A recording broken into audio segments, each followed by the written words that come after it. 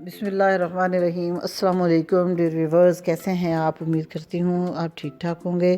आज मैं जिस टॉपिक पर बात करने जा रही हूँ वो है कैंसर और दिल के अमराज के बारे में बात करेंगे कि ये इनसे किस तरह से हम बच सकते हैं, और बड़ी ही आसान रेमेडी आपको बताऊँगी। इसमें आपने वीडियो को पूरा देखना है, लाइक और सब्सक्राइब भी करना है, और यकीन जानिए ये इतना अच्छा, बहुत ही आसान नुस्खा है।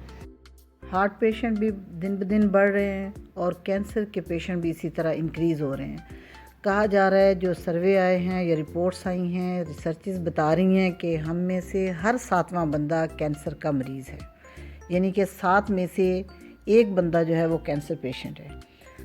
इसी तरह जो हार्ट पेशेंट है वो भी बढ़ रहे हैं। जैसा कि मैंने पहले कहा, होता ये है कि जो हमारा ब्लड है वो थिक होता रहता है, और जब ब्लड थिक हो जाता है तो वो हमारी शरीयानों में से आसानी से गुज़र नहीं सकता और दिल तक पहुंच नहीं सकता। उसको गुज़रने के लिए ज़ोर लगाना पड़ता है, देर लगती है, और ब्लड जो है वो तो एक फ्रीक्वेंटली जाना चाहिए ना, वो वैसा जाता नहीं, तो हार्ट का मदद जो है वो फिर बढ़ता है।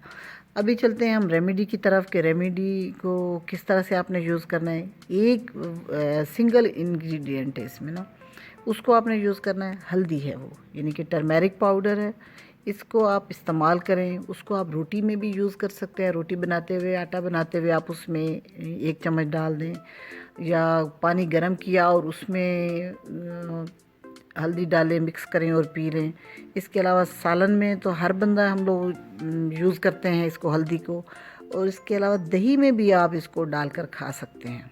निहार मुँह खाएं, शाम खाएं, तो इंशाल्लाह ये दोनों अमराज जो हैं ये ख़त्म हो जाएंगे। एक हल्दी वाहिद ऐसी चीज़ है जो कैंसर को ख़त्म करने में अहम साबित होती है।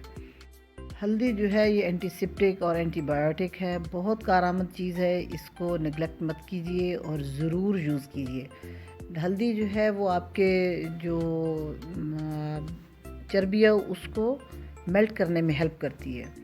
ठीक है, वीडियो पसंद आई हो लाइक कीजिए, शेयर कीजिए और सब्सक्राइब करना मत भूलिएगा। Thank you so much. अल्लाह हाफिज़।